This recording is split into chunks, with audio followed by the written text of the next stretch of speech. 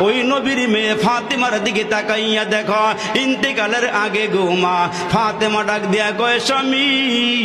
মক্কা মদিনার কোন মানুষ আমারে দেখে নাই আমি লম্বা ছিলাম না বেটে ছিলাম আমি খাটো ছিলাম না মোটা ছিলাম না চিকন ছিলাম কেউ আমারে দেখে নাই জীবদ্দশায় যেহেতু আমারে কেউ দেখে নাই মরার পরেও যেন কেউ না দেখে আমারে আমার লাশটা যেন দেইকা মন্তব্য করতে না পারে হে স্বামী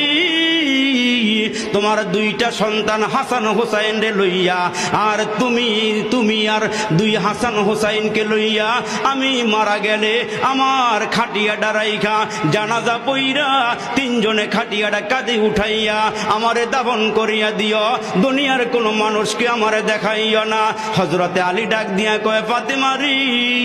খাটিয়া বহন করতে চারজন লোক লাগে কয় চারজন লাগবে না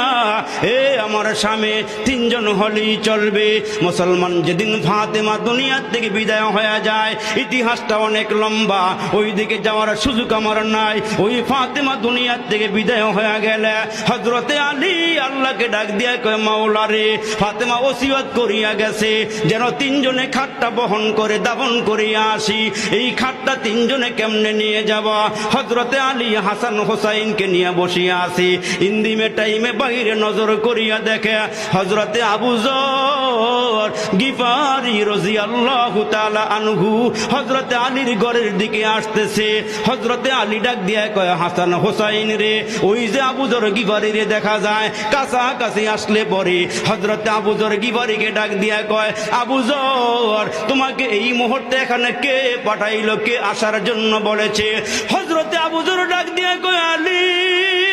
রাতের বেলা আমি যখন ঘরে ঘুমাইয়া আছি আমার নবী আমারে ডাক দিয়া কয় আবু যর রে